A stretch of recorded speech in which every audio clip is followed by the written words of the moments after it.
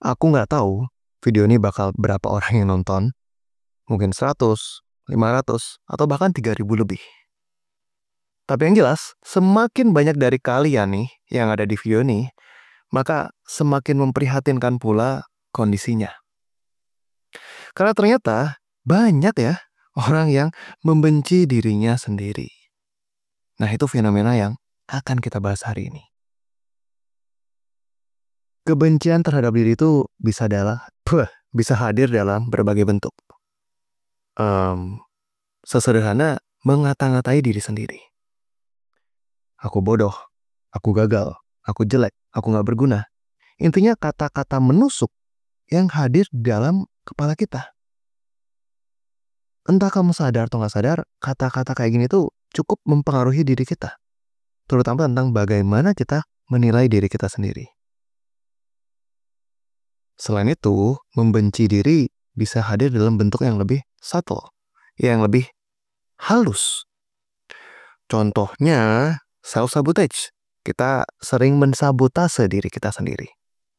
Ibarat kalau ada hal baik yang terjadi pada diri kita malah menghalangi diri kita untuk menikmatinya.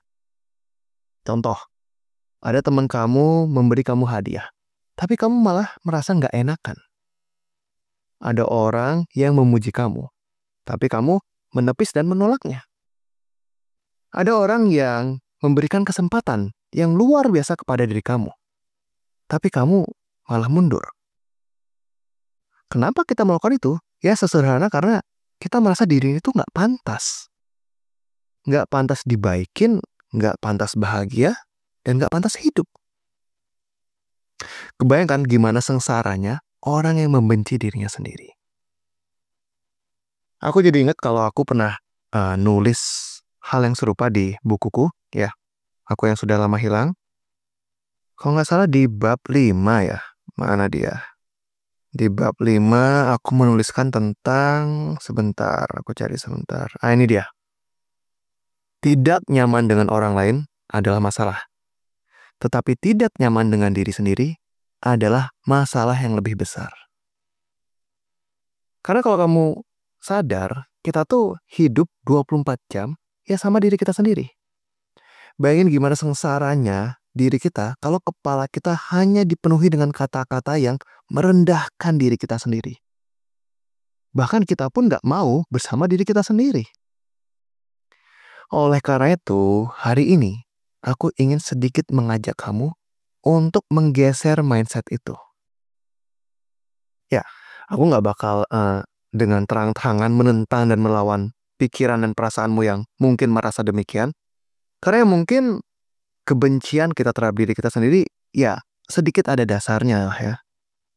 Mungkin memang betul kita tidak sepintar yang kita bayangkan, mungkin kita tidak serupawan itu, apalagi kita juga bukanlah orang yang sukses-sukses banget. Tapi yang kita juga harus pahami adalah you have no other choice. Kamu nggak punya pilihan lain ya selain diri dan hidup ini. Kita nggak bisa semena-mena menukar ya hidup kita dengan hidup orang lain yang kita lebih anggap oke. Karena seberantakan apapun ya hidup kamu saat ini, tetaplah itu hidup terbaik dan diri terbaik yang kau miliki. Ya karena ini satu-satunya yang kita punya. Jadi mungkin aku harap video ini bisa menjadi sedikit reminder bagi semua dari kita untuk sedikit lebih lembut terhadap diri kita sendiri. Terkadang mungkin bagus ya kalau kita membiarkan diri kita tuh membuat sedikit kesalahan, celah, atau mungkin bahkan ketidaksempurnaan. Ya, meskipun tentunya setelahnya kita tetap mencoba memberikan yang terbaik. Karena daripada waktu dan perhatian kita gunakan untuk mengutuk diri kita yang hanya akan membuat keadaan semakin memburuk, lebih baik kita gunakan untuk bertumbuh.